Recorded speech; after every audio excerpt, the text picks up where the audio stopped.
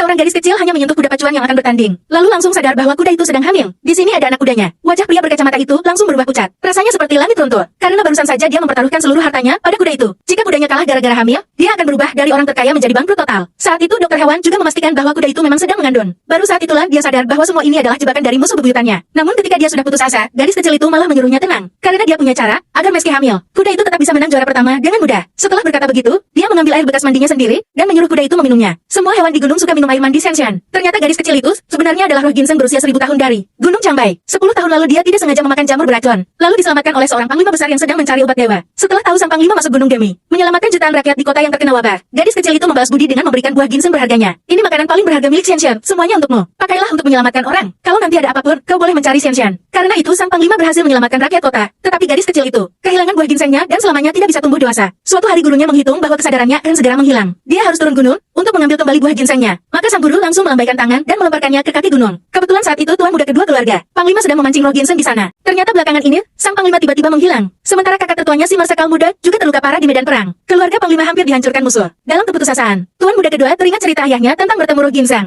Maka dia membawa buah ginseng untuk mencoba keberuntungan. Tak disangka dia benar-benar bertemu gadis kecil itu. Wah, harum sekali. Karena tak tahan, dia langsung menggigit buah ginseng itu. Gadis kecil pun buru-buru berubah kembali ke wujud aslinya. Tuan muda kedua mengira Tade hanya salah lihat, lalu langsung membawanya pulang dan menyuruh dapur merebusnya untuk dibuat sup bagi kakaknya. Melihat dirinya hampir direbus, gadis kecil itu buru-buru mencuri buah ginseng lalu kabur. Namun tanpa sengaja dia masuk ke kamar marsekal muda. Melihat pria di depannya sangat mirip dengan panglima yang dulu menyelamatkannya. Dia sadar bahwa pria itu adalah anak sang panglima. Saat itu tubuh marsekal muda sudah dipenuhi aura kematian dan hampir mati. Satu-satunya cara menyelamatkannya adalah dengan membiarkan dirinya dimakan. Tapi kalau begitu, dia sendiri akan mati. Saat kebingungan, dia tiba-tiba melihat selembar arak di atas meja. Benar juga, ginseng yang direndam arak adalah tonik besar. Kalau Shenshen merendam diri di dalamnya dan dia meminumnya, dia pasti sembuh. Setelah berkata begitu, dia berubah menjadi ginseng dan melompat ke dalam tong arak. Tak lama kemudian, arak itu berubah menjadi arak ginseng. Gadis kecil lalu menyuapkannya kepada putra sang penyelamat. Namun dirinya sendiri malah mabuk dan pingsan. Saat itu marsekal muda akhirnya sadar. Gadis kecil ini yang menyelamatkanku. Tepat ketika musuh keluarga, panglima ingin memanfaatkan keadaan untuk merebut kekuasaan. Marsekal muda tiba-tiba muncul. Kemunculannya langsung menyelamatkan keluarga panglima dan mengusir para musuh. Kemudian dia menceritakan kepada seluruh keluarga bagaimana gadis kecil itu menyelamatkannya. Semua orang langsung percaya bahwa gadis kecil itu adalah bintang keberuntungan yang dikirim langit untuk menyelamatkan mereka. Mereka segera membuat pesta makanan besar untuk menjamunya. Bahkan marsekal muda mengumumkan bahwa dia akan mengangkat gadis kecil itu sebagai anaknya sendiri. Melihat semua orang begitu baik kepadanya, gadis kecil itu pun bertekad mengusir semua nasib buruk keluarga itu dan tinggal di kediaman panglima. Keesokan harinya, tuan muda ketiga juga pulang. Demi mengumpulkan biaya perang untuk kakaknya, tubuhnya juga dipenuhi aura kematian. Gadis kecil bahkan merasakan bahwa jarinya akan dipotong di arena pacuan kuda. Celaka, paman ketiga akan mendapat masalah di arena balap. Karena itu, dia terus merengek ingin ikut menonton balapan kuda. Paman ketiga akhirnya tak punya pilihan selain membawanya ke arena. Dia sangat percaya diri pada kudanya dan dengan senang hati menyuruh gadis kecil itu menyentuh kudanya. Namun begitu disentuh, gadis kecil